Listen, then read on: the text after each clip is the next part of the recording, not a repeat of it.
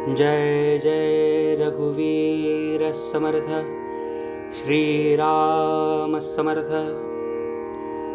विषय वासना आदि छोड़कर भगवान की शरण जाए। भगवान का अस्तित्व जहां देखे वहां है। भगवान का मर्म जानने के लिए हमें कैसा बर्ताव करना चाहिए, यह पहले देखें। भगवान है या नहीं, यह जानने के लिए हमें बुद्धि दी गई है। कुछ लोगों को अनुभव से निश्चित ज्ञात हुआ है कि भगवान है। उनके आर्ष वाक्य को हमने प्रमाण माना। भगवान यदि निश्चित है तो हम उसे आखिर जाने भी कैसे? बीज गणित में सवाल हल करने के लिए अज्ञात क्ष लेना पड़ता है। जब तक सवाल का उत्तर नहीं आता तब तक क्ष का ही सही मूल्य क्या है यह हमारी समझ में नहीं आता, लेकिन उसे लिए बिना काम नहीं चलता। वैसे ही जीवन की पहेली हल करने के लिए आज हमें अज्ञात भगवान को मानकर ही चलना चाहिए। उस भगवान का सच्चा स्वरूप इस जीवन की पहेली हल होगी तभी हमारी समझ में आएगा। सचमुच जो हमें जन्म मरण से मुक्त होने का मार्ग दिखाता है वह सच्चा विश्वस्त। संत यह कह गए हैं कि भगवान को सबसे अधिक प्रिय क्या है? वह यह है कि हम विषय वासना आदि सब कुछ छोड़कर भगवान की शरण जाएं। हम विषयों की तो सदा शरण ही जाते हैं। जो भगवान की शरण जाता है उसे संसार का भय नहीं लगता।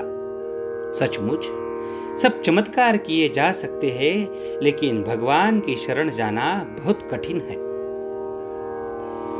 हम सीढ़ियां चढ़ते हैं, वह सीढ़ियों के लिए नहीं बल्कि ऊपर की मंजिल पर जाने के लिए चढ़ते हैं। यानी ऊपर की मंजिल पर जाना हमारा साध्य है और सीढ़ियां उसका साधन है। वैसे ही तीर्थ यात्रा, व्रत, उपवास, नियम, धर्म आदि हमारे साधन हैं और परमेश्वर की प्राप्ति हमारा साध्य है। किंतु परमेश्वर की प्राप्ति तो अलग रह गई और साधन को ही हम कस के पकड़े बैठे हैं, तो अब इसके लिए क्या करें? मूलतः भगवान निर्गुण, निराकार और अव्यक्त है, किंतु मनुष्य उसे अपनी कल्पना में ले आता है। हम ऐसी कल्पना करते हैं कि हम में विद्यमान सभी गुण भगवान में पूर्णत्व के रूप में है। इसका मतलब यह हुआ कि हम पहले भगवान को स्थूल में देखते हैं और तब उसके नाम के बारे में सोचते हैं। भगवान की बनाई यह सृष्टि जैसी है वैसी सब आवश्यक है। इसमें परिवर्तन की जरूरत नहीं है। परिवर्तन हमें अपने में करना चाहिए। हमारा संपूर्ण जीवन यदि भगवान के हाथ में है तो फिर जीवन के सभी बनाव, बिगाड़, उतार चढ़ाव उसी के हाथ में है। इसमें संदेह की क्या बात है? पेड़ की जड़ में पानी डालने से वह उसके सब भागों में पहुंच जाता है। वैसे ही भगवान का विस्मरण नहीं होने दिया तो सभी बातें ठीक हो जाती है। इसी में सब मर्म है कि भगवान हमें अपना लगे।